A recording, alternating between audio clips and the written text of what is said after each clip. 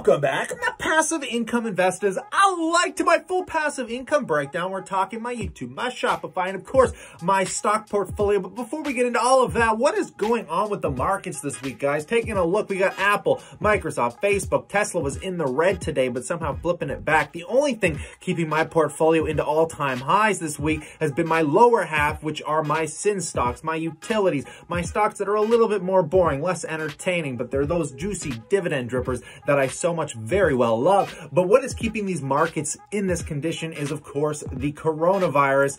There's been a lot of convoluted news going on. There's like over 70,000 people with recorded cases, which means there's probably over 100,000. And it's just really shaking the market, but not in a way that is nearly as negative as I would have personally been expecting. I mean, even Apple released lower forecast guidance for this first quarter of the year. So until we get through till March and we actually get to see what these first quarter results are going to be, I think the markets are going to stay kind of flatline. But if we get some real negative news that first quarter, it is going to severely bring these heavyweights down in a major way. But the interesting thing is some of these growth stocks don't seem to care. I mean, we're talking about space right now. Virgin Galactic Holdings holding up into all-time highs. Tesla roughly doing the same. And I'm curious if there was no negative market news, if they would be even higher. I made a video recently where I talked about the delusion of us Tesla shareholders, and man, did it get a lot of dislikes. There's nothing like telling people that they're gambling and speculating, and I can just admit it, but I know most people can't when they're holding stocks like this. They get caught up in the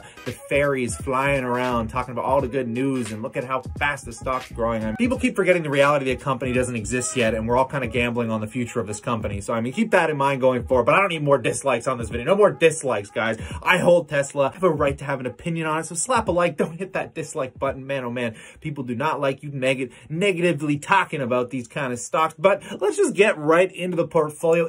Drop it.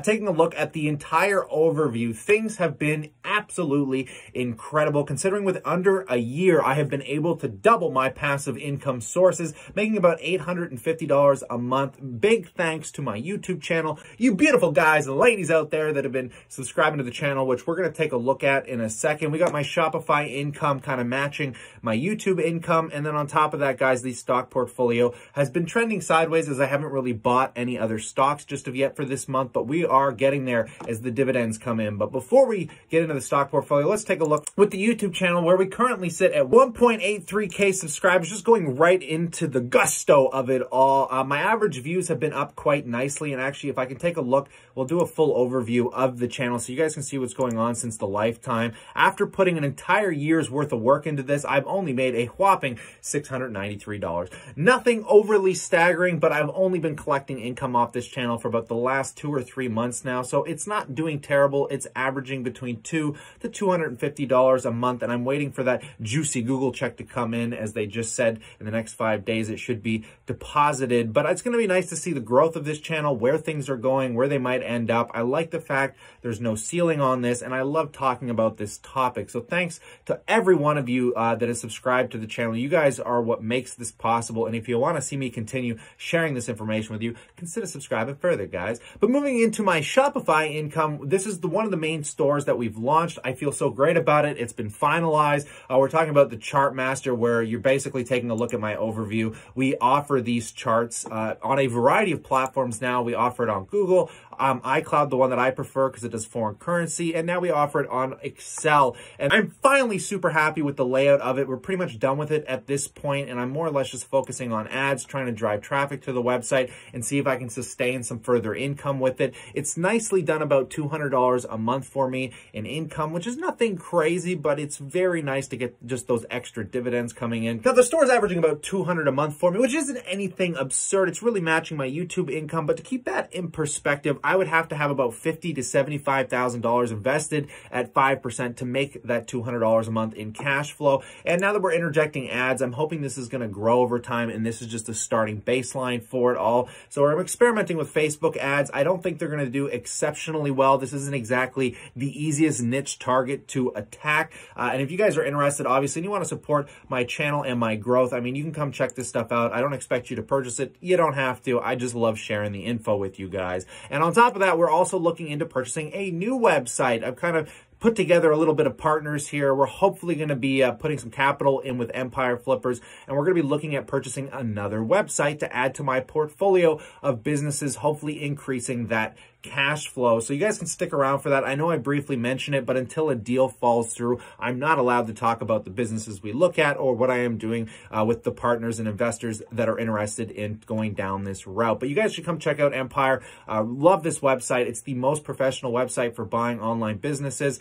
It's not for everybody, obviously, and there's some guts that have to go behind it because we're not talking about small amounts of capital here, considering the lowest end businesses are in the 20 to 30K range and the higher end businesses go all the way up to $1 million plus. But I really want to deep dive into this for you guys. I just can't do it until things get finalized. But moving into the stock portfolio, guys, the portfolio has been unbelievable this year. I don't even know where to begin. I am up over $20,000 in equity gains, and I'm still dripping in that $450 a month. We recently had some dividend income tax-free in this account coming in. I think GEO Group is going to be paying me out, giving me some nice extra capital to reinvest. But because this account is primarily for my passive income, I really want to keep this stock stabilized. I don't want to focus on high risk or growth. So what I'm doing is primarily continually buying these high yield stocks like RioCan that pays out 5%. I might even consider buying a little bit more GEO Group, which is going to be really volatile. Made a whole video on that this week. You guys can check that out as well. But those are the stocks that I think are going to continue to fast track that income and grow this up, because essentially this is my backup plan. This entire portfolio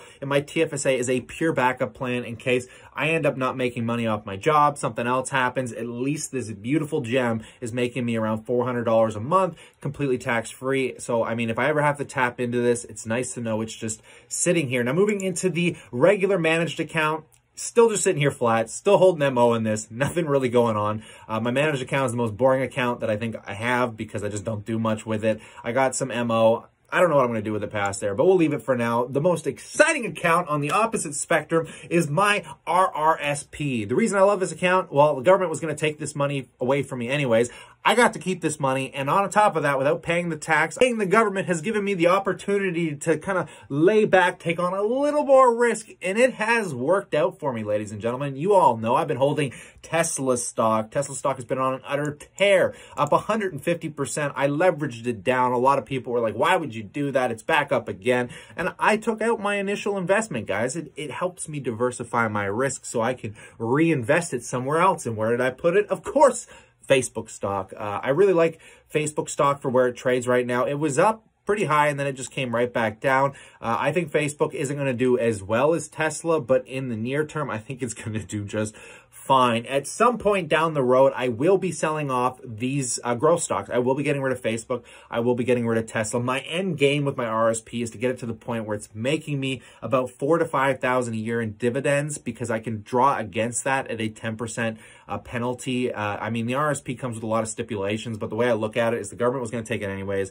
If I can make money on that and get cash flow, if it's all profit on profit on profit, is it really a big deal that if I access this capital at a small extent, I pay a small penalty? Not really. So I'm taking advantage of this account. The government probably doesn't like what I'm doing here, but I love it. And moving into my final account, ladies and gentlemen, we're talking about my RBC account. This is the account that I am purely holding because I keep my my line of credit I'm trying to build. I might use some of the line of credit to purchase one of these online businesses. And this is the account that I'm trying to grow to diversify my bank holdings. Not really great accounts. These accounts come with their benefits. The only thing I like about Royal Bank is they don't charge a conversion rate on the dollar. So if you're buying CAD to US, they don't charge you a fee for that. You kind of just get to keep it as is. Whereas Scotiabank, where I wish I knew this before, charges a 2% fee on all conversions. So if my dividends get converted to CAD, I'm in trouble because the bank takes 2%. So as you can see, what I've done here is I've opened up US accounts.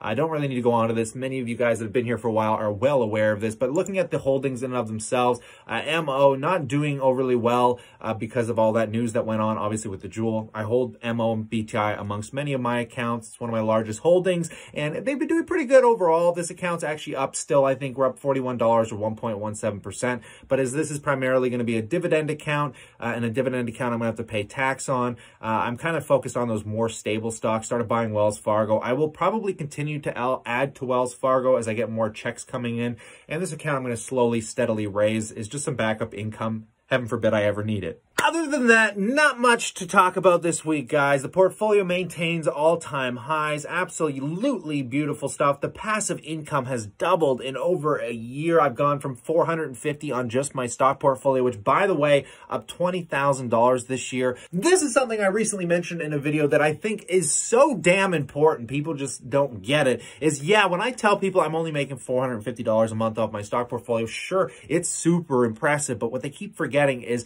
if I spend the interest and not the principal, I'm still capable of getting extremely wealthy, considering the portfolio has grown by $20,000 this year, which, by the way, is more money than I had left over to invest from my working capital, my net income takeaway from last year. So keep that in mind when you guys are making investments, starting businesses, buying businesses. Understand that equity value, because yeah, you might only make a couple $100s a month off your business or this or that, but pay attention to that back end growth and that awesome work you did that might have value to somebody else, because I mean, that is what the stock market is, and you can apply that to any other business. In light of that, I would love to know what all of you think about this in that comment section below. I'm thinking about hopping on a live stream before I head out tonight. So if you guys are watching this video, stick around, subscribe, and maybe I'll talk to you live very soon. But stay cool, stay awesome. I look forward to chatting to y'all real soon.